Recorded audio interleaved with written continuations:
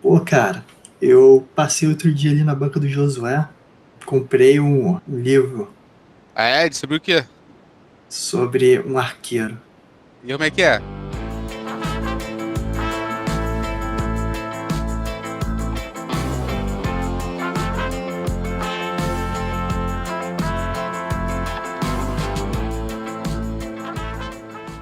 Bem-vindo já à Banca do Josué, o podcast de quadrinhos onde eu, Alvarez, apresento um quadrinho da minha coleção para um amigo meu que não tem contexto para histórias de quadrinhos, não tem o costume de lê-los, e veja o que ele acha.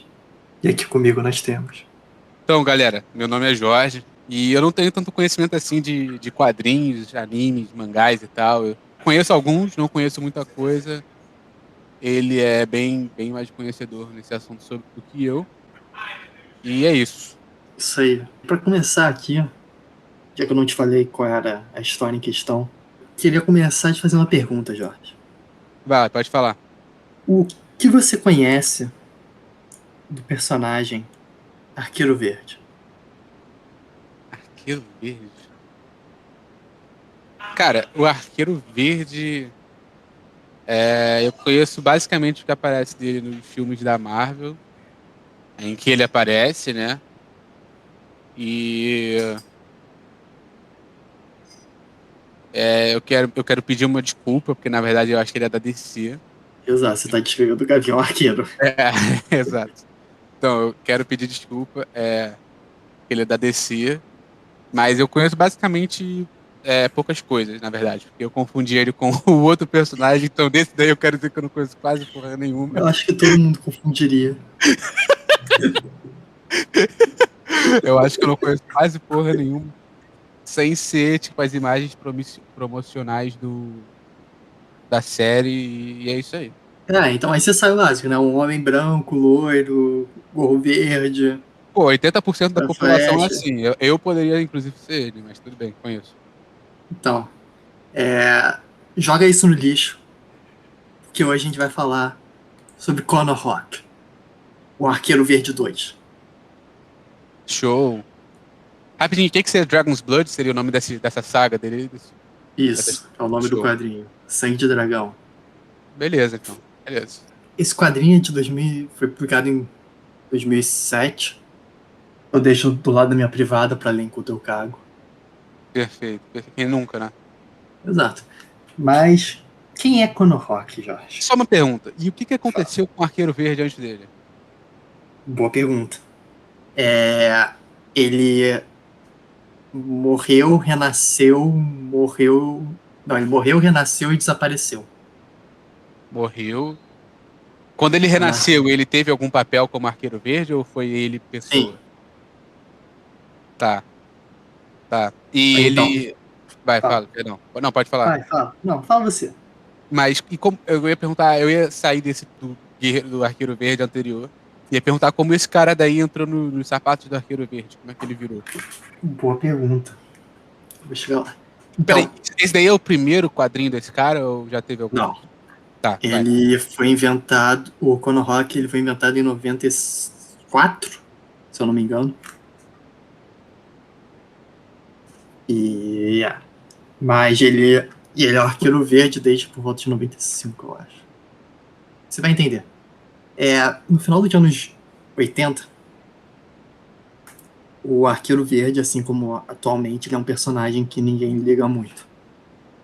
Inclusive, ele não tinha, assim como ele ainda não tem, um quadrinho próprio. Ele costumava aparecer só em quadrinhos de outros personagens. E aí, nos anos 80, você teve a crise Infinita, que foi meio que Não, foi. rapidinho, eu acho que deve ser só um adendo para os nossos ouvintes, né? Que isso daí não é para ser confundida com a crise da Guerra Infinita da Marvel, né? Acho que isso daí é um ponto importante, porque. Inclusive, eu falei errado. Foi a crise nas Infinitas Terras que teve nos anos 80. Não tem nenhuma relação com Marvel. Exatamente, é porque. Porque a É, Marvel, tecnicamente, não tem reboot no universo Marvel. exatamente por conta disso, que não é para se tornar confundido. Mas beleza, vai lá. Então, a crise nas Infinitas Terras já aconteceu no meio dos anos 80. E as crises, basicamente, na DC, elas são as formas como a DC ou ela rebuta o universo, ou ela faz grandes mudanças no status quo dos personagens, nas relações deles. Historicamente, isso aconteceu quantas vezes? Até Ah, então, até esses anos 80 e desde então, sei lá. então, Qual foi a mais recente?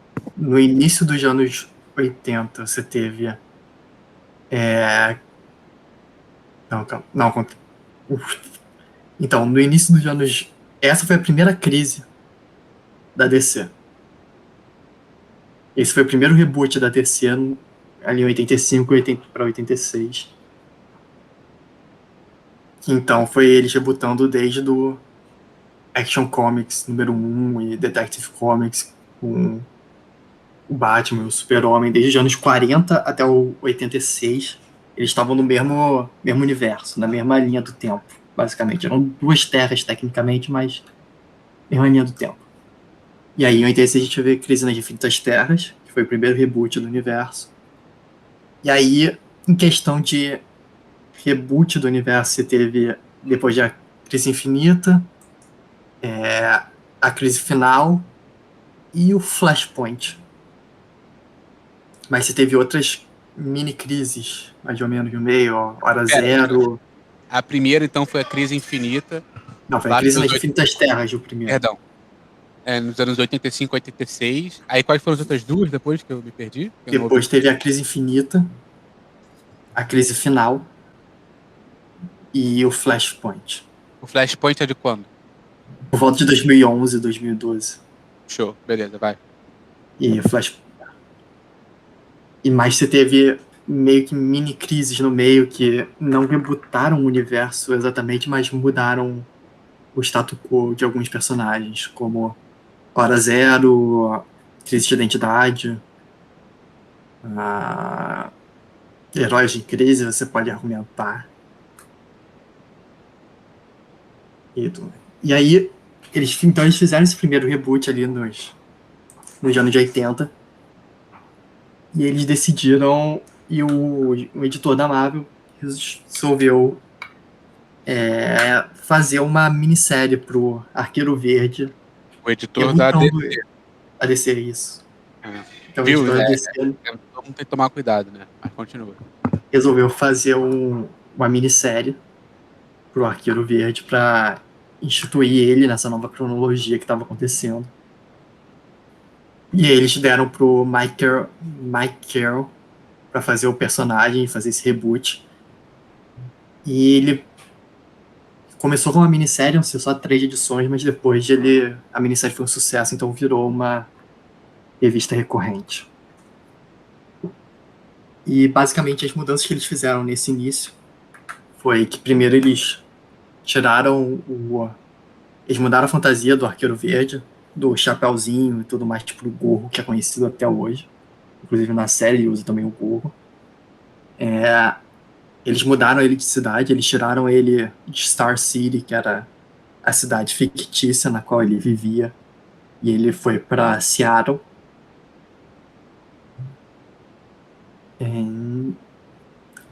E ele também parou de usar flechas, tipo a flecha chocalho de bebê e a flecha luva de boxe e essas flechas bobas. Ele começou a usar flechas com ponta de metal capazes de matar pessoas. O que ele talvez também tenha começado a fazer, ou pelo menos não se impedir de fazer.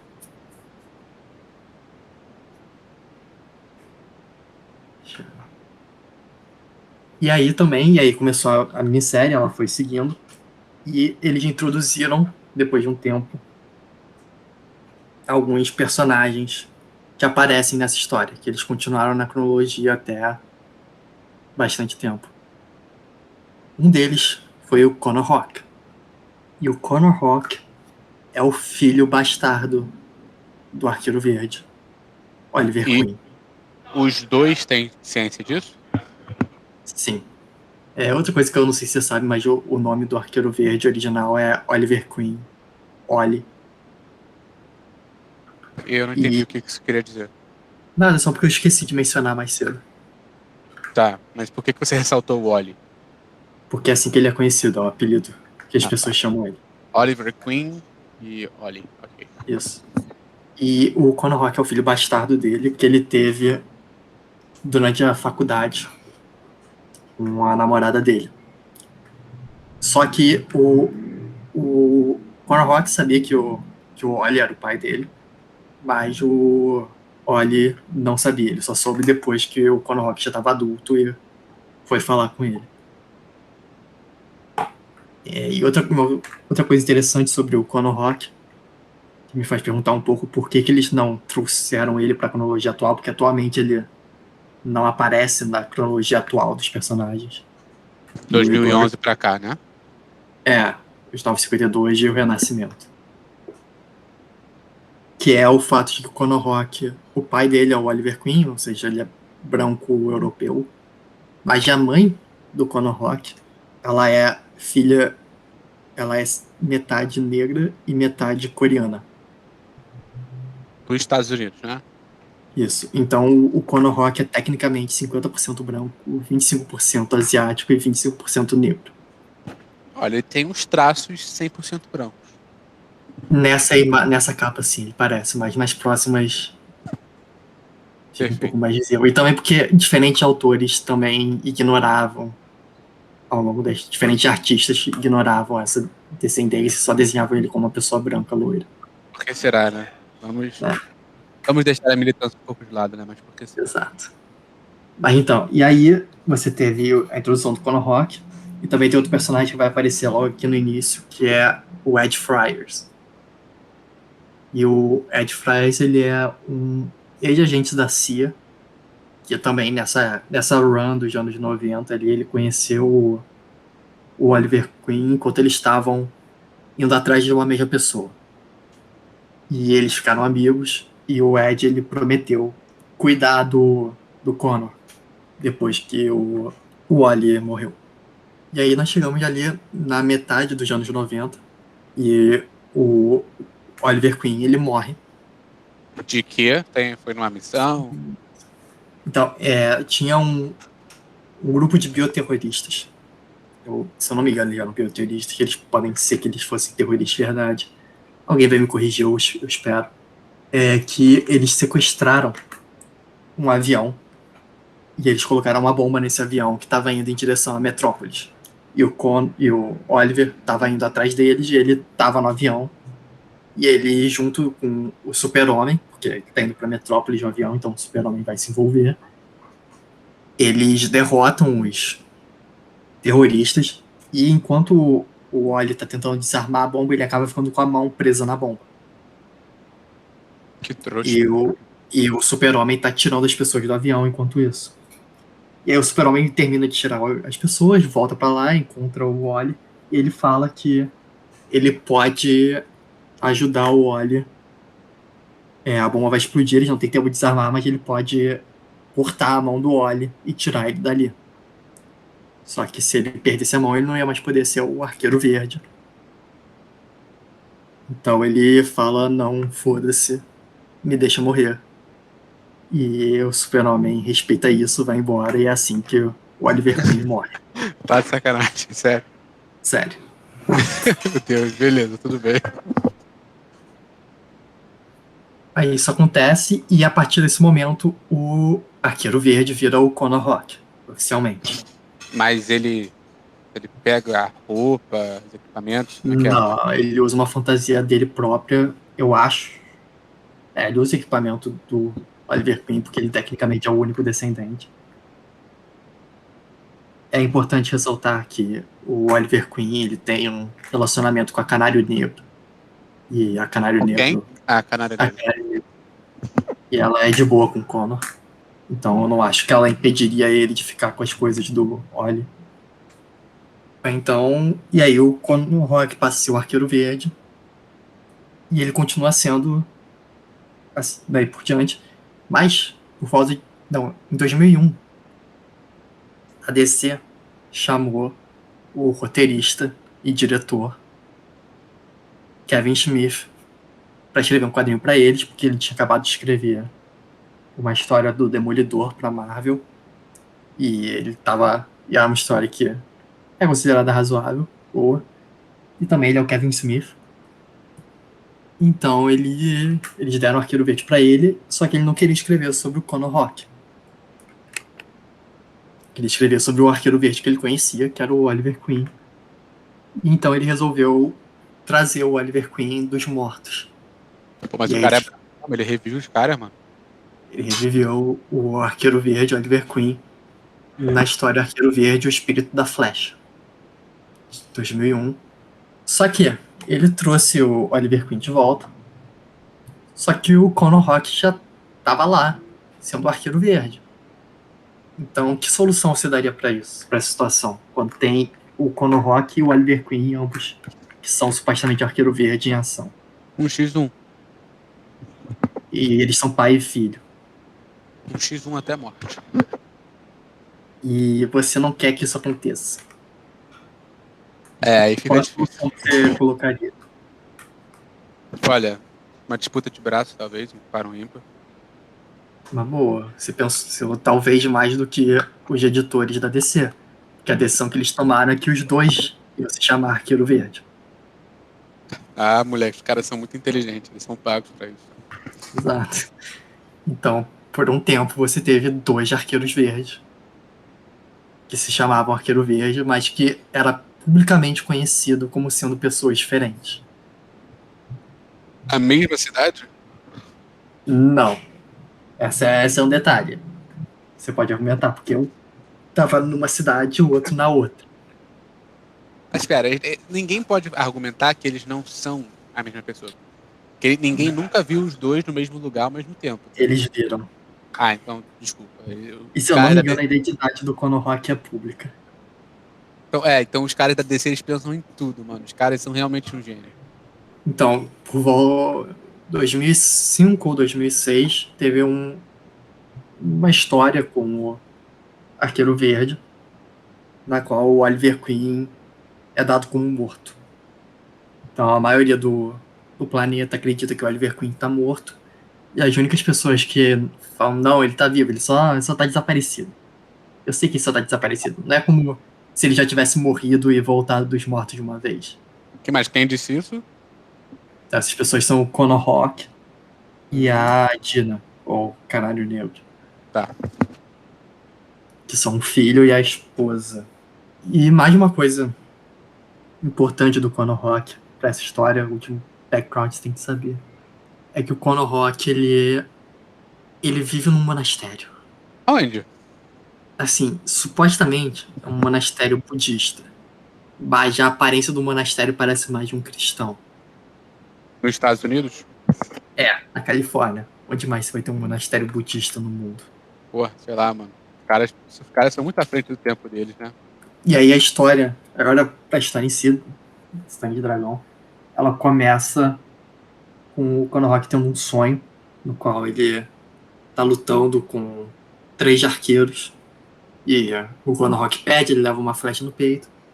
E os arqueiros chegam pra perto dele falando: ah, você não aprendeu porra nenhuma, você é fraco, só tem até certo lugar o talento pode te levar. E aí dá o zoom e os 3 arqueiros são na verdade o Oliver Queen. Em 3 fases diferentes da sua vida. Quando ele tava ali usando a fantasia original dele, com chapéuzinho, barbicha, ele com um gorro e ele como esqueleto. E aí o Connor Rock, ele acorda e ele tá nesse monastério. Ele tem um traço meio negro nessa. Por enquanto. Falei. Ele também tem o olho mais esticado. É bem sutil, mas dá pra ver um pouco nesse quadrinho que o artista não tacou completamente foda-se pra descendência dele. E ele tá no monastério, ele tá rezando ali, ele tá querendo centrar ali o espírito dele. Ele teve o sonho e tudo mais, ele tá afetado pelo sonho. E a gente vê que o Ed Friars também tá aí. Esse é quem mesmo? É o o amigo do Oli, né? Que era amigo do Oli e meio que prometeu tomar conta do Connor. Show, beleza. E o Connor, ele tá acostumado à vida no monastério, ele tá lá, mas o Ed, não. Ele não quer ficar lá, ele fala, não, vamos pra cidade, vamos pegar um hambúrguer de cerveja. sair do monastério, fazer alguma coisa. E o Conan conta, tá? E eles começam a conversar. E o Ed zoa um pouco ele, porque paguei precisa de uma namorada e tudo mais. E aí vem o líder do monastério, como você pode ver o que eu falei. E supostamente é um monastério budista, mas as roupas parecem mais de um monastério cristão mesmo. Você tem um ponto. Também é no meio da Califórnia, então meio que foda-se. O Mestre Jessen, que tá aí, ele é meio que um personagem estabelecido na história, no mito do Arqueiro Verde, mas foda-se, ele aparece em 2 quadros da história, eu não vou falar sobre ele. E ele chega aí falando que eles têm um visitante. E ele, o Edson Rum, ele é ele trabalha para as indústrias Zal. E ele é assistente do presidente e fundador dessa empresa, que é o Peng Lizal, o nome do dono da empresa. E o Peng Lizal, ele é o cara mais rico de Xangai, blá blá blá. E basicamente o objetivo do Zhao é que tem uma velha história, um mito sobre como no início do mundo você tinha só a Pangeia, mais ou menos, e você tinha vários povos brigando, isso é antes de todas as dinastias, antes de todos os reis. E você tinha muita guerra acontecendo no mundo, muitas Durante pessoas. a Pangeia, É porque os eles caras não dizem. têm senso de tempo. Não tem senso de tempo nenhum. É porque quando o mundo era um só, eles falam. Entendi. E só uma pergunta, todo mundo ali sabe que ele é o Arqueiro Verde, né?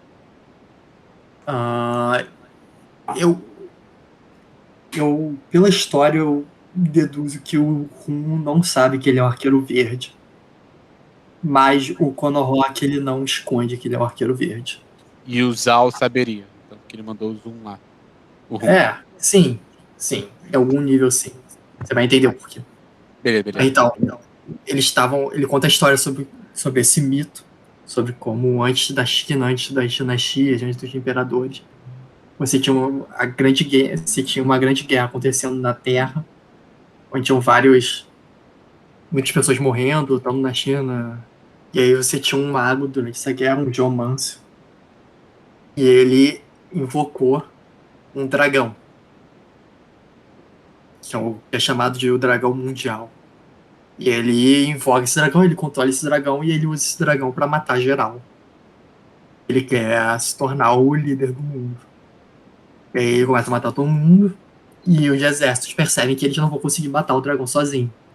Então os exércitos, eles se juntam. Rapidinho, posso fazer só uma adendo, por favor? Falam, Se os nossos ouvintes não vão ver, né, direito, mas se você puder voltar para outra página, isso, essa mesmo. Esse desenho desse cara, como é que é o nome dele? Perdão? o geomâncio. Não, mas o nome dele é Geomancer. Não, Geomancer é o que ele faz. Ele tem o nome por enquanto? Não, ele é só um mago. Tá, então. Ele parece muito o Danny Trejo, aquele ator americano. O cara mexicano. Esse mesmo. Ele trevo. Danny Trejo. Cara, eu vi ele, eu pensei, cara, é aquele maluco. Aí eu tive que pesquisar na Versão internet chinesa só pra dele. confirmar o nome dele. Essa parte chinesa não tem muito detalhe, não, pelo visto. É isso aí, galera. Só queria fazer esse adendo pra vocês. Se vocês quiserem pesquisar depois, vai lá. E aí os exércitos se juntaram e eles mandaram o guerreiro mais forte deles, com uma espada que precisaria de 2 pessoas normais só para levantar a espada. E o cara vai, ele ataca o dragão e ele dá um ataque no dragão e aí o dragão mata ele. Apesar dele ter morrido, ele conseguiu tirar uma escama do dragão. E isso foi Eu o imagino que seja suficiente. importante. Vai. E aí com essa escama que saiu, teve uma abertura na proteção do dragão.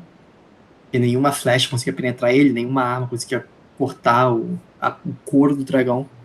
Mas com essa escama saída, um arqueiro, usando uma flecha mágica, embebedada na mais pura magia mágica, eles falam, ele atira essa flecha e ele acerta o dragão, e o dragão morre. E com a morte do dragão, quando ele cai no chão, ele balança os pilares do mundo, criando os continentes, e o fogo que sai da boca dele cria desertos. E por isso que eu falei que é a Pangeia, porque o dragão, a morte do dragão mundial cria os continentes, cria os oceanos, os desertos e tudo mais. Entendi. Não, eu já vi um negócio parecido, sabe onde? Aonde? Hobbit. Do Hobbit acontece basicamente isso aí. Mas é isso que eu queria dizer. Ok. Não muito, mas. Olha, Beleza. acontece basicamente isso sim, tá? Uma O escama. Smog não cria continente, cara. Não, a parte da escama Ah, a parte da sair escama, sim, isso daí e sim. ali ser o ponto frágil. É isso que eu quero dizer. Verdade. Aí você tem um ponto. Obrigado. Eu acho que você estava Pode... falando da parte, mas sim, tá Não, certo. mas beleza, pode ir. E o Peng Lizal, ele é fissurado aí na geomancia e também nessa história, então ele tá fazendo um torneio de arco e flecha. E ele mandou o Rum ir pelo mundo pegando os maiores arqueiros do mundo. E para levar para esse torneio que o Zoom tá patrocinando. O Zal tá patrocinando. E aí ele chama o Konohawk, o Konohawk pergunta: Ah, o meu pai vai estar lá? E aí o Rum pergunta: Não sei, o seu pai é um arqueiro? E aí o Konohawk só dá um sorrisinho. E é por isso que eu acho que o Rum sabe que ele é o arqueiro verde, mas esse pai não sabe que o Oli é o arqueiro verde também. Acho que é essa informação mesmo. E aí o Connor e o Fred e o Ed, eles vão lá. Eles chegam no avião, eles começam a ir pra China. E aí ele mostra também alguns dos outros. Todas as pessoas que vão estar nesse campeonato. Você tem a Lib, que ela trabalha meio como uma caçadora, ajudando gente que quer caçar ilegalmente na África. Ajuda os caçadores? Isso. Ué, ela é. Quê? O cara paga pra ela ajudar ele a caçar ilegalmente, ela vai, porra. Filha da puta, mas beleza. Ela não liga muito. E aí se chama ela, e aí ele também vai atrás do macaco do bambu. Ele é um vilão também dessa era aí, ele surgiu também no final dos anos 90. E ele apareceu em algumas histórias. Ele é só um arqueiro meio mercenário, parte de uma irmandade. Ele não é grande porra. Mas é alguém que o Konohawk já lutou contra.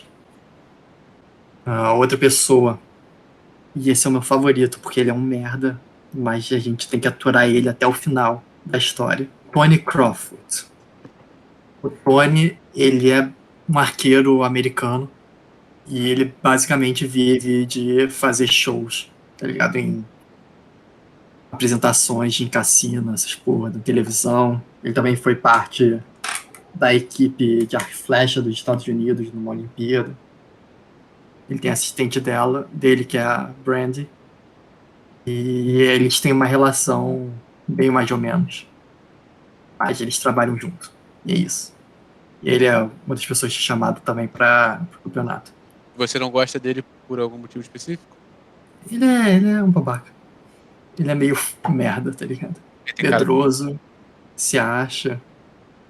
E na história inteira todo mundo chuta ele emocionalmente, às vezes fisicamente. Ele tem cara de Minion?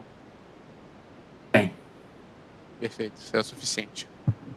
e a última pessoa que é mostrada, aparece uma perseguição de carro e aparece a Shadow.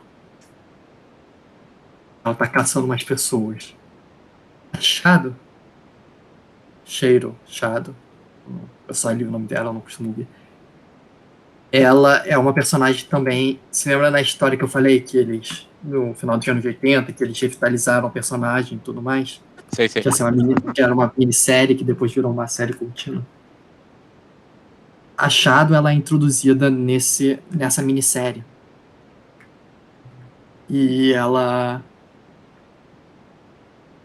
Alguns diriam, Konohawk diria, que ela foi quem estimulou o pai dele a começar a matar pessoas.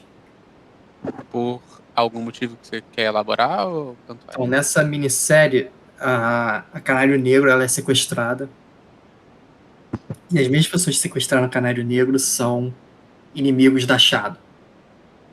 Então, o Oli e ela se encontram nisso e eles acabaram torturando a Canário Negro. E a Shadow meio que fala: não, vai lá, mata o cara que torturou a sua esposa, sua namorada na época. E a Shadow, ela é complicado. Ela é a filha de um japonês. Ela é filha de um casal de japoneses que ela cresceu nos campos de concentração nos Estados Unidos para os japoneses. E o pai dela era parte Aonde da seria isso? durante a Segunda Guerra Mundial. Mas aonde? Na Não Bahia? sei Sei onde lá. eram os campos de concentração. É exatamente isso que eu tô perguntando, achei estranho, mas. Beleza, pode continuar. Você sabe que isso realmente existiu, né? Sério? Sério. Mas os Estados Unidos não eram os bonzinhos da história? Porque eles venceram a guerra. Não, mas eles tinham um campo de concentração para os japoneses, eu sei, porque eu já vi filme sobre isso e tal, mas era muito sério também? Tipo, chegou a ser que nem Sim, Auschwitz, sei lá? inclusive, qual o nome daquele ator? Tem um Hum, ator que fez. Um ator japonês também que fez Star Trek. cara, eu acho que eu sei É, quem é, mano. Pera, o novo ou o velho? um velho. Pô, então não faço a menor ideia de Que quem é. é Nimoy. Não, não era o Nimoy, era o outro. Não, Nimoy com certeza não é. Um É japonês. George Takai. O George Ah, Takai, ele escreveu um quadrinho recentemente sobre o tempo dele, quando ele era criança no campo de concentração de japoneses, nos Estados Unidos. cara, ele viveu lá ou foi só uma Sim, experiência? ele viveu lá e ele escreveu um quadrinho sobre essa parte da vida dele. Pô, que maneiro, cara, sabia não. Sim. Legal. Tá. Mas então, a Shada, ela cresceu num desses campos, ela nasceu e Ah, cresceu. como é que é o nome dela, só pra saber? Shado. Chado, tá. Lady Shado. Tu tem algum Aqui. motivo específico para as falas do cara estarem entre um parênteses? Sim, isso é o comum que eles fazem em quadrinhos, quando eles querem indicar que o personagem não tá falando em inglês ou em português. Ah, tá, show. Beleza. Então, no caso, Na língua do negócio, né? eles estão falando em japonês, no caso. Só que, Tá, como eles não querem escrever em japonês e nem parecer que eles estão falando em inglês ou qualquer outra língua, eles colocam entre esses sinais de maior e menor. show. Beleza. E a Lady Shada, ela cresceu num desses campos de concentração e o pai dela era parte da Yakuza. E ela cresceu, ela foi treinada, crescendo pela Yakuza e tudo mais. E uns americanos, parte da CIA, eles roubaram o pai dela, o dinheiro. Tipo, o pai dela era responsável por esconder o dinheiro da Yakuza lá nos Estados Unidos. E E eles roubaram esse roubaram. cara? É, Eita. Mas ele era só mataram. um cara da Yakuza ou ele era, tipo, o cara, assim, um dos Não, ele era caras? só um cara da Ah, então Yakuza. tá. Pensei que ele fosse um pica lá. Não. E, inclusive, nessa minissérie. Então, esses foram os caras que sequestraram a Canário Negro. E é por isso que a Shadow e o Oli foram atrás desse mesmo grupo de pessoas. Então, essa é a Lady Shadow, basicamente. E ela também é convidada pro torneio. E depois disso a gente corta pro início do torneio. Esse é o Peng Lizal, ele chama a galera e tá falando e aí e tudo mais, comentando a galera no campeonato. A gente vê melhor os outros participantes do torneio. Você vê que tem muito mais gente do que só o que foi mostrado. E aí, vai dar o tracinho, apresentação, flecha de fogo, tudo mais. E a gente vê o, e o Ed conhece a Brand, que é a assistente do Crowfoot. Eles ficam amigos no fato do Crowfoot ser um merda. Eles combinam de jantar juntos. Tá? E o Connor, ele vê Achado. E o Connor, ele acha que Achado é responsável pelo pai dele ser um assassino. Ele começa a matar pessoas. E o Connor, ele é contra isso. Então ele meio que não gosta da Achado. Aí ele vê ela, ele vai falar com ela, e uma flecha é atirada contra ele. Ele desvia da flecha, ele fica procurando e é achado. Parece matar a pessoa que atirou a flecha no Connor. Só que o Connor não percebe isso. Ele acha que ela só sumiu. E aí, mais um exemplo sobre como o Crawford é um merda. A Brand tá esperando o Ed com as bebidas. E ele chega pra ela e ele fala que ela não deveria estar saindo com ninguém, porque ela é assistente dele. Então ela tem que fingir que ela gosta dele, que o relacionamento dele já é isso. E aí ela ri da cara dele, fala que ela tá fora das horas de trabalho e isso não importa. Ela ameaça bater nele e ele fala: ah, você não faria isso. E a próxima cena é ele com o olho fudido no dia seguinte. Eu achei engraçado, os nossos ouvintes não vão ver, mas é o fato de que ele não, perdão, o desenho como é que é o nome dela? Brandy, né? Brand. O desenho dela ali, quando o Crawford tá segurando o braço dela, dá pra ver, tipo, bem ressaltado o mamilo dela por motivo nenhum, tá ligado? Mas beleza. A gente tá no início dos anos 2000, Jorge. Meados dos anos 2000. Ah, não existia o feminismo ainda, esqueci. E é Beleza. um quadrinho. É, isso aí. Pode ir, vai. Supostamente mídia para garotos. E aí continua o torneio, blá blá blá. E o Conor ele faz um comentário sobre como ele acha interessante que esse torneio não está sendo televisionado. O Ed fala que talvez o Zal esteja falando a verdade pelo motivo, mas também talvez tenha apostadores por trás. O Ed aprende, combinam de jantar juntos. Continua o torneio, eles acertam lá a primeira parte do torneio, todo mundo passa, porque é um tiro simples. Tem um subplot que é meio raso e eu não acho que vale muito comentar, que é. Eu me esqueci o nome dela. A Lib, ela tá afim do Konohawk. Que ela tenta várias vezes dar em cima dele e ele não percebe ou ignora. Porque ele tá concentrado no torneio e também porque ele viveu quase a vida toda no monastério. Então ele não sabe interagir com mulheres dando em cima dele. Mas o que ela falou aí agora? Nada. Ela pergunta se ele já caçou algum animal grande. Ele pergunta se dinossauros contam. E aí ele começa a falar sobre a Ilha dos Dinossauros, que é uma ilha que existe no universo DC, que ela é meio escondida. E nessa continuidade, ela fica na Nova Guiné. E ela às vezes não tá lá, às vezes ela tá lá. Então a Lib acha que ele tá zoando com a cara dela. E ela só vai embora. Mas já achado deixa um bilhete no chão, o Connor pega ali.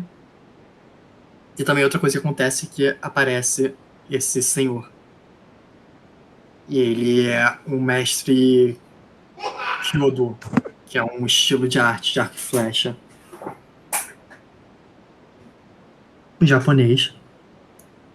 E esse mestre Kyodo, ele chega pro Kono, fala, elogia a habilidade dele. E ele oferece dar uma aula pro Kono. O nome dele é Rodoro Kisho. Ele oferece dar uma aula pro Kono, o Kono não aceita. E aí o Crawford, ele chega perto da Lib e ele faz um comentário sobre como ah, ela tá atrás de uma presa, mas dessa vez a presa dela nem sabe que ela tá viva. Falando sobre como o Rock tá ignorando ela. Outra coisa. Comentário também, mesma coisa sobre anjo, tipo, bem sexualizado a porra do desenho, né? Mas tudo bem. Meu Deus do céu, cara, não dá nem pra disfarçar. Mas beleza. Eu queria dizer que isso diminuiu, mas não. Hoje em dia ainda é bem assim. Um pouco menos, mas eu acho que ainda é bem assim. E aí, essa é uma das minhas fases, um dos meus quadros favoritos do quadrinho, que o Conor Rock ele ouve um barulho e ele entra nessa pose. Que é a pose mais aleatória que eu já vi na vida pra alguém fazer depois de ouvir um barulho. Ele, pra mim, parece como se ele estivesse indo se agachar, tá ligado? Pra mim parece que ele tá fazendo um deb agachado. Justo, pode ser também isso. Mas é um barulho, ele vê Achado tá ali. E Achado fala sobre como ela aceitou participar desse campeonato porque ela achou que o Condor ia estar aí. E o Connor não, desculpa, o Wally ia estar no campeonato e o Wally meio que comenta sobre como o pai tá desaparecido e como ele também achava que ia encontrar o pai aí. E ele fala mal da Achado porque, você foi que transformou meu pai no assassino. E Achado defende que não, que ela só tava lá na hora que o Wally percebeu que ele podia matar, porque Achado também não é contra matar pessoas, como pode ser visto no início da história. E aí tem meio que um flashback pra aquela história. Você tem a Canário Negro torturada aqui, na época ela pintou o cabelo de preto pra se esconder, pra infiltrar na gangue e tudo mais. Né? E enquanto eles estão conversando, aparecem uns ninjas aleatórios que começam a tirar flechas neles. E uma das flechas atravessa a perna da Achado, ela cai no chão sangrando. E o Connor meio que luta contra ele, ele consegue pegar uma flecha no ar e manda de volta contra o cara, né, que acerta a mão dele. E você vê um dos caras levando uma flechada na cabeça e caindo no chão. E você vê que uma silhueta do macaco do bambu. Cara, De campo. eu não sei de quem é ser essa silhueta. Sim, me parece mais ser daquele mestre que ofereceu uma Eu aula também no achava que do era isso, bambu. mas da É, primeira vez que eu li a história eu também achei que fosse o Kurokicho. Mas então você mais pra acabou de frente soltar eles um falam, spoiler. eles Eu não falam precisava ter que é falado o isso. macaco do bambu. Você estragou todo o quadrinho pra mim. Beleza. A diferença é essa crista aqui na cabeça que ele tem. É a única coisa que dá pra ver que é ele. Mas você pode voltar pra aquela imagem de agora que você mostrou? Não, do Essa? macaco do bambu. É porque não parece que ele tem, pelo menos nessa imagem, que ele tem esse traço aí, sei lá, aquela roupa que ele tá trajando. Sim, a roupa é diferente. Sim. Tá, Não, mas mas não beleza. é. E quando ele vai até Achado, ele amarra ali a perna dela com o laço do casaco dele. E ele leva ela pro hospital. E no hospital ela sai da cirurgia, o médico chega pra ele e fala que ela tá ok, que ela vai ficar bem. Que a flecha atravessou a femoral dela, mas que eles conseguiram prender lá tudo, arrumar, e ela tem que descansar, mas ela deve ficar bem. E o Connor fala, não, eu vou cuidar das despesas e tudo mais, e o médico fala, relaxa, o senhor Zal já resolveu tudo e também já resolveu com a polícia. É uma primeira indicação de que o Zal talvez não seja a pessoa mais correta do mundo. E o Connor, ele pergunta pra ela por que ela foi na competição, e ela fala que ela queria ver o pai dele. E ela fala o porquê que ela queria encontrar o pai do Connor, o Wally. Porque o filho dele, porque o irmão do Connor está em perigo. Revelando que a Shadow e o Wally têm um filho juntos. Meio que uma grande revelação, né? E Beleza. isso vai virar uma novelinha daqui a pouco. Eita, boa, é assim que eu gosto. E enquanto eles estavam no hospital, outra coisa acontece ali que é o Kurokicho, que é o mestre Kyudo lá, japonês, ele vai conversar com o Zal e eles têm uma conversa sobre a história, sobre o Dragão Mundial, e ele fala. Eles falam sobre isso, basicamente. A gente tem uma leve conversa aparecendo porque o cara da lenda, assim, né? Tem o cara com a espada, fodão, e tira a escama, e tem um arqueiro que mata o dragão. E o cara com a espada era chinês, mas o do arco e flecha era japonês. E ele era o primeiro mestre Kyudo, que é a ordem que o Kokuro Keishi faz parte. Beleza. Então o Kokuro também manja da história do Dragão Mundial e também acredita nela. Aí começa, o próximo capítulo começa. A gente começa a ver umas imagens de mais gente sendo atacada pelos ninjas e alguns deles morrendo. Mas ao mesmo tempo tá continuando a disputa. O campeonato ainda tá acontecendo. Enquanto isso, parece que ninguém tá percebendo que a galera tá sendo morta por ninjas. E também o Connor, que já foi atacado umas 3 vezes por ninja nessa história, parece também ignorar completamente isso. Não fala sobre isso em nenhum momento. Finalmente ele percebe que a Libby tá tão em cima dele e ele aceita jantar com ela. Mas como é que ele Mas percebe? Ela falou alguma coisa ou ele só deixou de ser não, gardão? o Ed e a Brand falam pra ele que ela tá dando em cima dele. Ah, beleza. E ele se toca. Um, mas aí antes disso ele vai pra aula dele que ele tinha combinado de ter com o Hokurukicho. Com o Turukicho. E enquanto eles estão tendo a aula e tudo mais, eles estão conversando e o mestre Kisho, ele tá falando como um americano acha que um japonês velho falaria, cheio de forma complicada e tentando esconder alguma coisa, sendo oculto. E o Connor percebe isso e ele fala: Então, cara, eu sei que você tá querendo me dizer alguma coisa, mas dá pra você falar direto. E o Kish fala pra ele que essa não é só uma competição pra testar habilidades, tem alguma coisa rolando aí por trás. E ele diz pro Connor não confiar em ninguém e sempre se lembrar que o dragão é real. E o Connor meio Entendi. que leva isso no.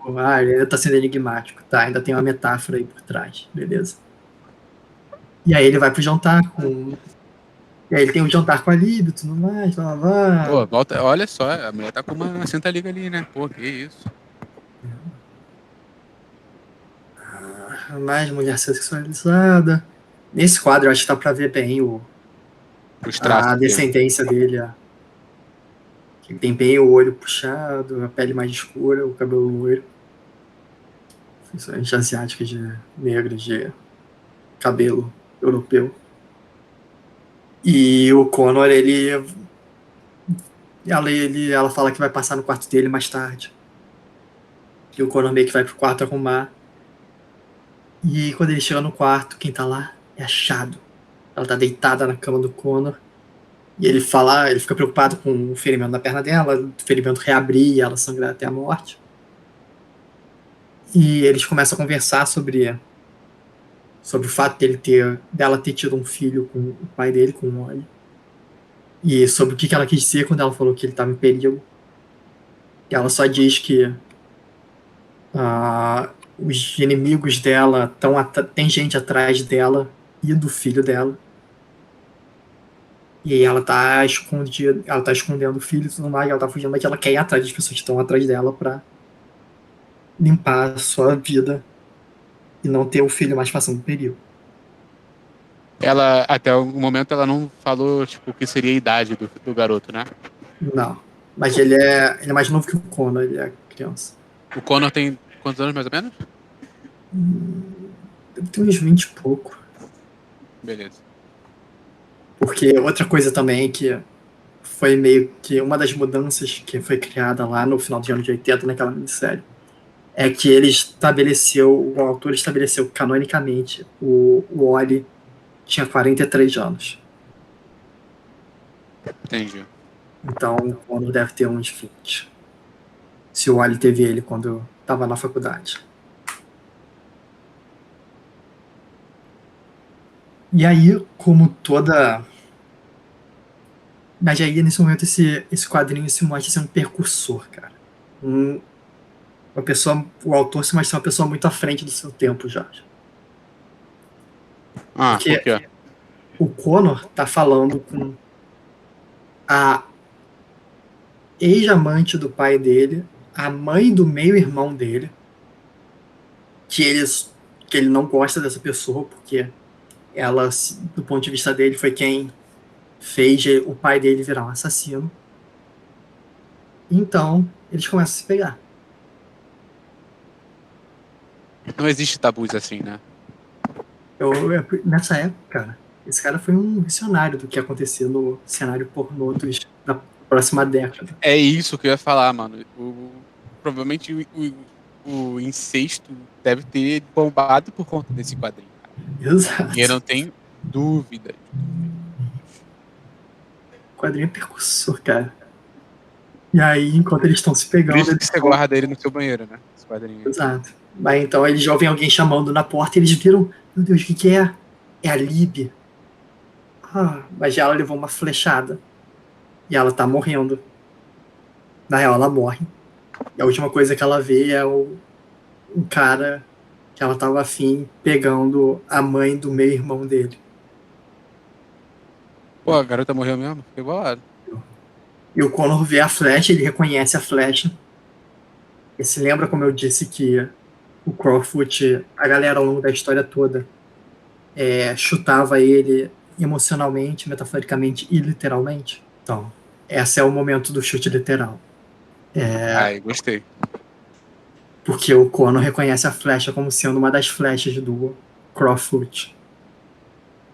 E aí ele começa a bater no Crowfoot, e o Crowfoot com a sua cara de merda dá se defendendo, porque ele teve algumas flechas dele que sumiram, ele não sabe o que aconteceu, e Achado fala que não foi ele, mais porque todo mundo estava tendo flechas sendo roubadas, e eles meio que percebem que tinha alguém matando geral, e estava roubando a flecha de todo mundo também para culpar uns aos outros de fazer eles se odiarem. E aí o Connor começa a conversar com o Ed, eles se perguntam quem poderia ser responsável por isso. E eles percebem que o principal suspeito deles vai ser um macaco do bambu. Porque ele é um vilão, tecnicamente. Que já atacou o Connor, já atacou o Asa Noturna, uma galera. E aí eles vão até o quarto do macaco do bambu. É o Connor, o Ed e o Crowfoot. E eles já abrem a porta, já atiram das flechas e tudo mais, só que o macaco do bambu não tá lá. E quando o Connor vai pra janela, porque ele vê a janela aberta, ele vai pra janela procurar, uma flecha é tirada contra a parede do lado dele. E quando ele olha, ele vê que o macaco do bambu tá na árvore, ele tem uma luta com o macaco do bambu. Ele acerta uma flecha nele, imobiliza o macaco do bambu. E o macaco do bambu revela que não foi ele que matou as pessoas, e que, inclusive, tinha sido ele que tinha salvado a vida do Connor naquele último ataque que teve. E enquanto ele tá terminando de falar isso, uma série de flechas entram no corpo do macaco do bambu, matando ele. E um bando de ninja começa a atacar eles. O Connor, o Crowfoot e o Ed. O Connor e o Crowfoot começam a lutar contra os ninjas usando arco e flecha. E a Shadow aparece, começa a ajudar eles. E aí os três estão lutando Só nos uma telhados. ela fez uma mudança estratégica de roupa, né? Beleza. Isso. E agora a perna dela tá boa. Ainda tá com eles. Continuam ao longo de toda a história falando: você tem certeza que essa perna vai ficar bem? E ela: não se preocupe. Os caras são gênios, eles pensam em tudo. Exato. Eles comentam sobre. E aí eles começam a lutar com um bando de ninja no telhado do hotel. E o Connor pergunta se eles estão ligados ao passado da Shadow. Ela fala que não, que a galera da Yakuza não usaria armas tão elegantes, não usaria arco e flecha. E eles estão tanto mais. E o Crowfoot tá meio que tentando fugir também. E no meio da luta, o Ed ele correu para dentro do hotel para procurar a Brand. E quando ele tá lá, ele percebe que o hotel foi esvaziado. Geral sumiu do hotel. Como se a situação fosse esperada. Todos os funcionários fugiram como se soubesse que ia ter um ataque ninja aí. E nisso o Crowfoot cai do céu. Eles continuam lutando com os ninjas que também caem do céu. O Ed começa a lutar, porque o Ed é um ex-membro da CIA. E no final, o Achado e o Connor também se juntam a eles. e os 5 estão no saguão do hotel conversando. Quando aparecem uns ninjas mirando neles e os ninjas são mortos pelo, pelo Kisho, pelo japonês. E o japonês fala: lembre-se do que eu te disse. E é levado, acertado por várias flechas e morre. É, eu gostava dele. E vários outros ninjas descem dos céus e tudo mais. E eles estão se perguntando o que está acontecendo, o que vocês estão. Quem são vocês? Tipo, a galera principal, quanto tudo mais, está perguntando pros ninjas quem são eles. E uma voz fora de quadro fala: eu vi o suficiente. E aí a gente vê que o Zal é o responsável por isso. Porque o Zal estava procurando o melhor arqueiro do mundo e matando o resto pelo foda-se. E ele comenta sobre como. E ele fala sobre como inicialmente. Ele fala sobre como o Connor foi o melhor. Como o Connor vai ser o escolhido como declarado como o melhor arqueiro. E que ele precisa que o Connor faça mais de um trabalho para ele. E que originalmente o Ed ia ser a moeda de troca pro Connor fazer o trabalho final lá. Mas que ele tinha grampeado todos os quartos de todo o hotel e ele descobriu que a Shadow tinha um filho, que era o meio-irmão do Connor. Então ele foi e sequestrou o garoto. Ele percebeu que ia ser uma moeda melhor. É do que o parceiro do Conan. O Ed é o parceiro, sim. Pô, tá bom. Uma criança, um ilustre desconhecido. Não é Mas um beleza. desconhecido. É o filho do pai dele, Continua a sendo um mulher que ele desconhecido. acabou de pegar. Continua sendo um desconhecido. E aí o Connor fala, ele aceita seguir em troca da vida do filho da Shadow, do meio irmão dele. E o Zal, Ali mostrou ela falando, sei lá, chinês, japonês. japonês. Ah, isso aí. Ela é japonesa. Aham. É, oriental.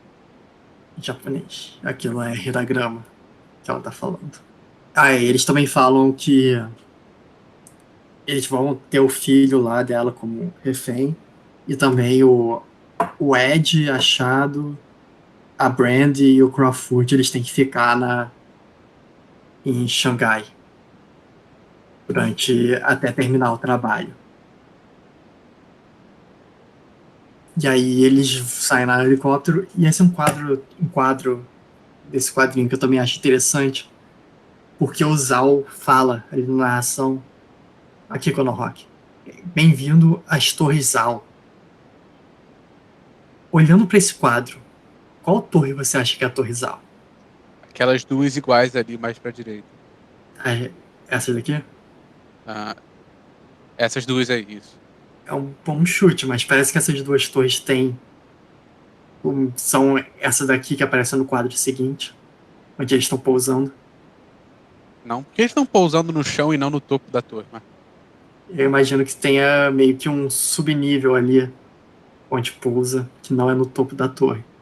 Mas sim, É, eu tenho um quadro mais pra frente que mostra mais ou menos que essa torre maior é a Torre Zal, mas não faz sentido. Tipo, ela não é a torre mais visível na imagem e também não faz sentido com o quadro seguinte. é. Mas. E E também aí eu. é engraçado rapidinho que aqueles prédios mais da distância que estão quase juntos do. Como é que é o nome? Do céu, né? Ah, Do tá. fundo. É, tipo assim, realmente ele tá distante e tal. Ele não faz parte do plano principal. Mas, por exemplo, tem um prédio ali, tem uns dois ou três prédios que, que o ilustrador simplesmente desistiu de fazer qualquer tipo de janela, tá ligado? É só um grande bloco de cimento. Foda-se. Tem uns dois ou três prédios assim, tá ligado? Tipo assim, podia ter tentado botar então no plano de fundo, tá ligado? Não no plano secundário, tá ligado? Mas é isso que eu ia falar. Vai. E aí o Zal tá falando com o Connor e ele fala sobre como ele é o estudante, o Zal fala como ele é o estudante da geomancia e blá blá blá. E ele mostra pro Connor uma flecha que também foi. Que também é uma flecha com a mais pura magia branca. E ele fala. E aí o Conan fala, ah, ela é uma flecha meio estranha. O Zal fala que ele vai dar algumas flechas parecidas, mas não mágicas, pro Connor treinar usando esse tipo de flecha. Aí. Ele falou como conseguiu essa flecha? Ah, só a flecha dele. Ele fez a Tá, flecha, ele colocou magia nela. beleza. Mas sim, ela parece ser a flecha que o arqueiro usa no conto do dragão. E nisso a gente muda para seguir ver o que, que o Ed tá fazendo. E o Ed, o Crawford e a Brand eles estão juntos. E o Ed tá basicamente comprando armas com a máfia chinesa. E ele oferece o anel que o Crawford tem como pagamento. Uhum. E ele fala, ele O Crawford não protestou muito, não? protesta, mas o Crawford é um merda. Em vários sentidos. Justo, eu também faria o mesmo. E basicamente eles compram 2 rifles, 500 balas de munição, 3 pistolas com munição e um lança-foguete. E um maço de cigarro. Pô, esse anel vale muito, hein? E aí eles dirigem numa van pro centro de Xangai. E aí a gente corta de volta pro que tá acontecendo com o Kono. Ele tá numa festa no terraço do Sal. Ele tá atirando nos balões. Todo mundo tá se divertindo e blá blá blá. E o Conan tá se perguntando por que ele tá fazendo isso, toda essa matança pra uma festa de final de ano. E aí o Zal explica pra ele que agora vai começar o verdadeiro desafio dele, porque os corpos celestes estão se alinhando de uma forma que eles não se alinhavam há milênios. Um eclipse lunar com Marte se alinhando com Saturno em ascensão. E ele fala que assim que a Lua estiver completamente coberta, o alvo do Conan vai aparecer. Começa a tremer, começa o terremoto, os Zal falam, ele tá vindo, e o Rum puxa o Zal pra longe, levando ele, falando que é hora deles irem pro bunker deles, lá, pro abrigo. E a Terra começa a tremer, começa a quebrar a Terra, aí o Conan se lembra, o dragão é real. E aí aparece o dragão. Meu Deus, que parada aleatória. Você estava se perguntando o que a palavra o dragão é real significa? Significa que o dragão é real. Eu tava com essa suspeita, mas quando você falou, confirmou. E aí o Conan começa a lutar, começa a fugir do dragão, na real.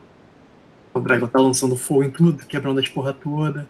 É engraçado que ele tá correndo de um dragão que tá destruindo uma cidade, mas ele fala, é um conto de fadas. Nessa perspectiva que tá no primeiro painel, parece o cara do tamanho de uma casa. E enquanto isso, o Zal e o Hun estão num bunkerzinho olhando para umas telas de o Connor lutando com o dragão, discutindo, e o Zal tá falando sobre como com o dragão ele vai. Como ele tem certeza que o Conan vai matar o dragão. E ele, o Zal, vai virar o maior homem da China. Aí o Conan tá lutando tudo mais, e o dragão começa a destruir a cidade, mano. Começa a destruir a cidade. E todo mundo tá ouvindo isso, tem o barulho, e a gente vê a torre caindo, que mostra que aquela provavelmente era realmente a torre. Aí o Connor ele foge pro subterrâneo, ele foge pro metrô. E um cara morre aqui, né? Sem mais nem menos, tadinho. O cara Voltando do trabalho, batinho mesmo. morre. E aí o Connor entra no metrô e o dragão vai atrás dele. Ele fala: Nossa, esse dragão é como um rato, ele tem uma estrutura esquelética colapsível. O dragão começa a destruir o metrô, começa a seguir ele. E o Connor aleatoriamente pega uma criança que estava no metrô e salva ela. Começa a carregar ela, a criança com ele, fugindo do dragão. E durante toda essa fuga, essa luta, tem uma narração em off do Zal conversando com o Hun. sobre o que está acontecendo. E ele te começa a falar sobre como ele está saindo de perto do terreno do Zal e como isso pode ser um problema. Que o Zal queria que o dragão morresse no terreno dele, por algum motivo que nós desconhecemos. Ele foge, ele salva a criança. E outra coisa que o Zal e o Hun conversam sobre em off, quando eles estão no bunker, é que eles percebem que esse dragão que eles já acordaram não tem a cicatriz da última flecha. Ele tem e também ele não tem o couro dele fudido. Então, que esse é um outro dragão. Esse é provavelmente ele é ele é o filho do dragão. Aí é foda. O Ed tá andando por aí, eles estão indo em direção ao centro, eles ficam presos no engarrafamento, e na galera fugindo das torres do dragão. E aí o Ed ele resolve ir a pé e ele sai então da van, pega umas armas, a bazuca, deixa o Crawfoot e a Brand para trás e vai atrás do Connor. O Connor continua lutando com o dragão, ele atira a flecha, ele pega a flecha para atirar a primeira vez, só que ele percebe que não tem onde atirar, porque o dragão tá com a armadura dele completa, ele não tem nenhuma brecha para ele atirar a flecha. E aí o Ed aparece atrás dele com a bazuca. Ele atira no dragão com a bazuca destrói uma parte tira umas escamas dele, do dragão. Só que ele tá sem a flecha pra atirar, e a flecha tá do outro lado do dragão. A gente não deu, como é que a gente vai pegar a flecha? E aí eles já ouvem o som lá da Shadow falando do outro lado, porque a Shadow reaparece, finalmente. Ela pega a flecha, ela tira a flecha pro Connor. O Connor pega a flecha e atira contra o dragão e mata o dragão. Show, a parte legal é que só um tiro de bazuca foi o suficiente pra tirar a escama do dragão, né? Ou seja, esse dragão hoje em dia não é na porra nenhuma. Calma, Jorge, porque esse quadrinho tem vários momentos que eu gosto bastante. Tá bem aqui, que se diz. Que o Connor, ele fala, a magia funcionou. E aí o Ed responde pra ele, a magia funcionou junto de uma saudável dose de urânio. Exato, a tecnologia mudou, né? Então, Isso é uma bazuca nuclear. O Ed acabou de disparar uma ogiva nuclear no meio de Xangai. É isso que eu tô tentando dizer. Não, impossível, mano. Senão teria acontecido mais coisa do que isso, né? Exatamente. Mas acho que não. Deve ser talvez um material da bazuca, sei lá. Com certeza não era da bomba. Porra. Ia levar todo mundo junto. Mas não, uma bazuca nuclear vendida no mercado negro chinês parado no meio de Xangai que não causa... Por um anel. Por um anel. Por um anel. Mas eles continuam, eles conversam mais um pouco. Cachado fala, que eles falam, isso foi na verdade até que fácil. Obviamente foram uns 2 quadros. E Achado fala sobre como eles só contaram uma parte da lenda pro Connor. E como a morte do dragão é só o início da história. Eles vão acompanhando o dragão. Achado fala sobre como o dragão é poder, toda a parte dele, até o sangue. Achado e o Ed, eles vão atrás da onde saiu o dragão, do ninho do dragão. Inclusive, o Ed fala que ele e Achado vão atrás da caverna do dragão. E o Connor vai seguir o sangue, procurando o Zal e o Hun. E a gente muda a tela pro Zal e pro Hun, enquanto eles estão andando pelo subsolo de Xangai, e eles estão também seguindo o sangue. Quando pega a flecha e vai atrás, segue atrás do Zal. Achado e o Ed, eles chegam no Ninho do Dragão, eles encontram uma série de outros ovos, e os ovos começam a chocar e sair dragões de lá, e eles começam a lutar, e o dragão tá lançando fogo, o Ed tá disparando a arma, e é isso que a gente vê por enquanto. É uma luta aí com os dragões lançando fogo. Dá pra ver o último quadro. Vai ser mais pra frente, isso eu não quero mostrar porque... Ah, não, esse último daí que tá aparecendo. Ah, tá. E, por outro lado, o Connor vai atrás do Zal e seguindo o sangue. E ele encontra o Zal morto numa lagoa de sangue do dragão. Ele não sabe o que está acontecendo e ele ouve uma voz vindo do fundo da montanha, do fundo do buraco. E é o Rum falando com ele. E o Rum explica sobre como você se banhar no sangue do dragão, você ganha os poderes do dragão. E o Zal e ele tinham entrado debaixo do sangue e se banhado, e no final ganhou quem tinha a maior pedra na mão. Estava segurando a maior pedra. Então o Rum matou o Zal para ficar com poder, o dinheiro e tudo mais. E o Connor ameaça ele, eles começam a lutar. O Rum agora tá com a mega agilidade, suporte mortalidade, força. E enquanto eles estão lutando, o Rum acaba jogando o Connor na poça de sangue. E aí, com isso, o Connor meio que também ganha alguns poderes. O cara tem merda na cabeça, né? E aí eles começam a lutar lá, blá, blá. Só um detalhe, eu suspeitei de que esse Rum fosse fazer alguma coisa, porque em um dos quadros, em um dos painéis que apareceu o Zal explicando o prêmio, o plano de reviver o dragão e de derrotá-lo ali em Xangai. Em um desses quadros que ele estava explicando a situação, o Rum, acho que é Rum, né? Ele apareceu atrás com um desenho todo sinistro, tá ligado? Eu pensei, esse cara daí tá planejando alguma coisa. Então, imagino que ele fosse fazer. Imaginei. Então ele fez. E aí ele tá lutando com o Connor. Só que aí o Connor começa a ganhar força no mate, ele percebe que é porque ele derrubou o maluco do Lago de Sangue também. E o, o Rum, ele pega a flecha, que é a flecha mágica que consegue matar dragão, e ele começa a tentar ir pra cima do Connor com a flecha, pra tentar matar ele usando a flecha.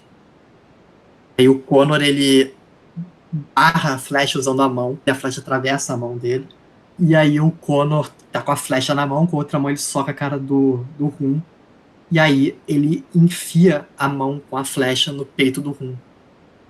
Assim, enfiando a flecha no coração do Rum e matando ele. Que por acaso eu acho muito foda essa imagem. Essa ideia dele de matar, assim. Eu acho que essa luta foi muito broxante, que foi muito rápido.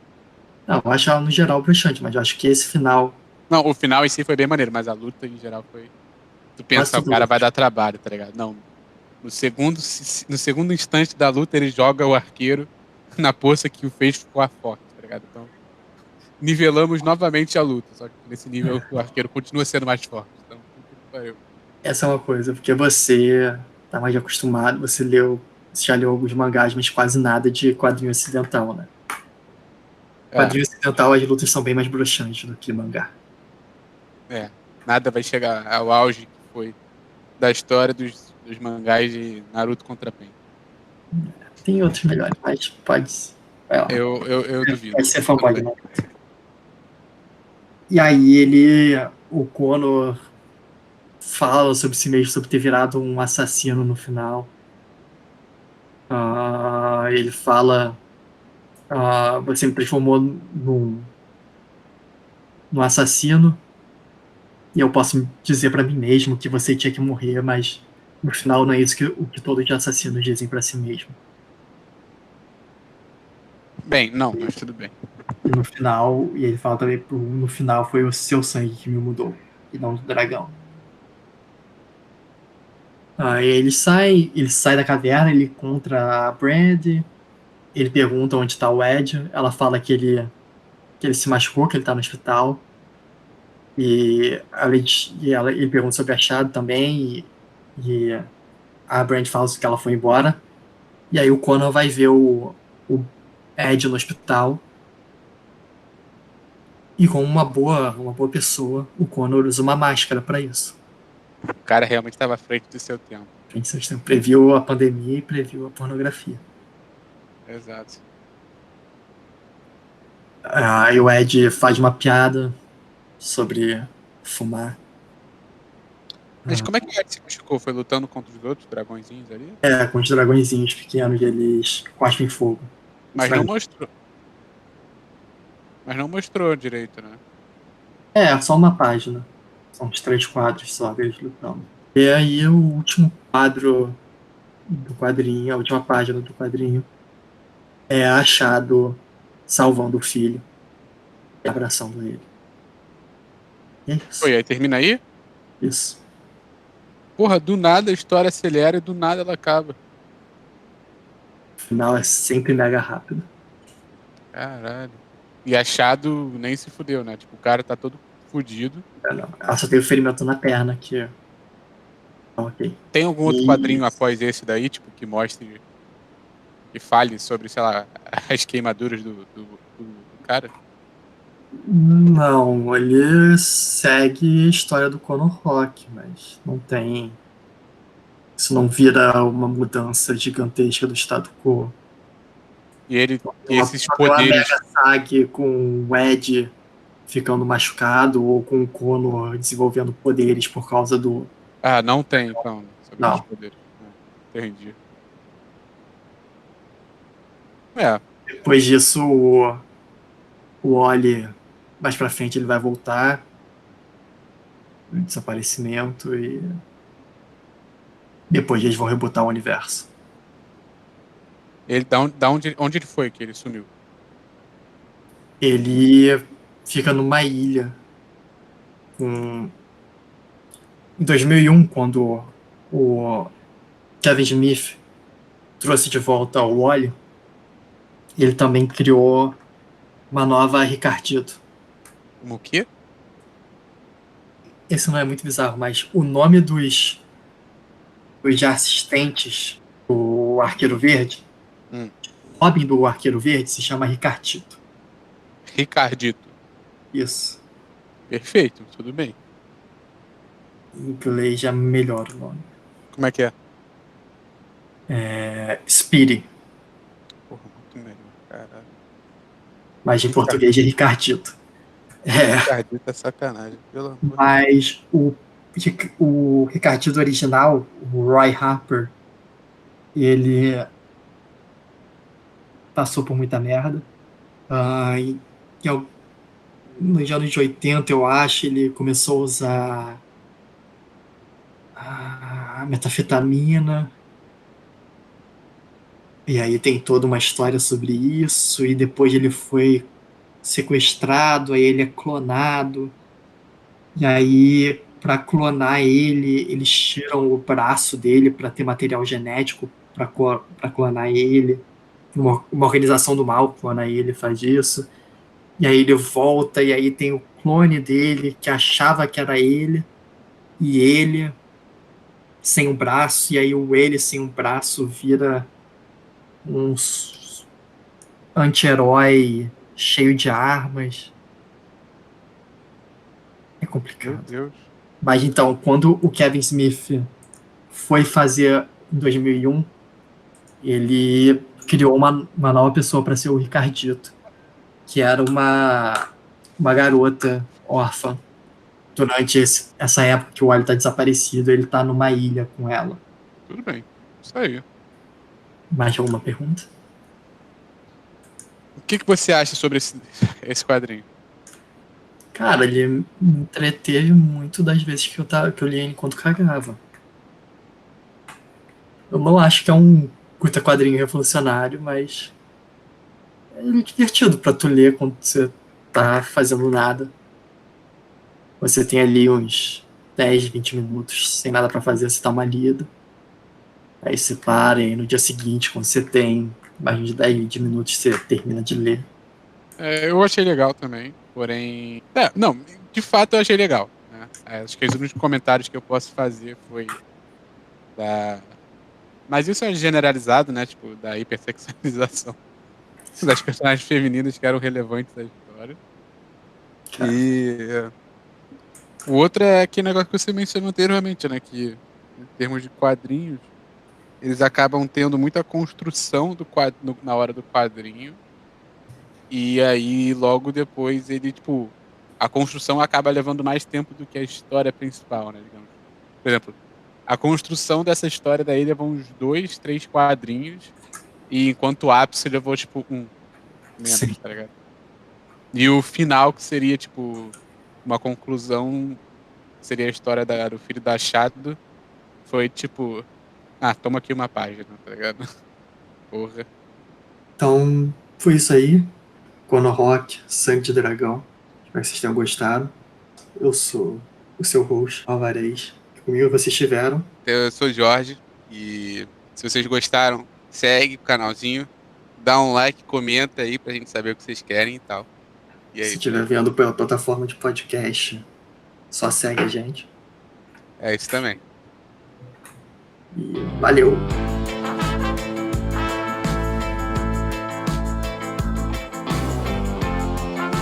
Pra obrigar o Connor a fazer alguma coisa seria a vida do Mano, Ed. eu vou pedir pra você parar aí rapidinho que eu preciso dar uma cagada. Beleza. Já volto.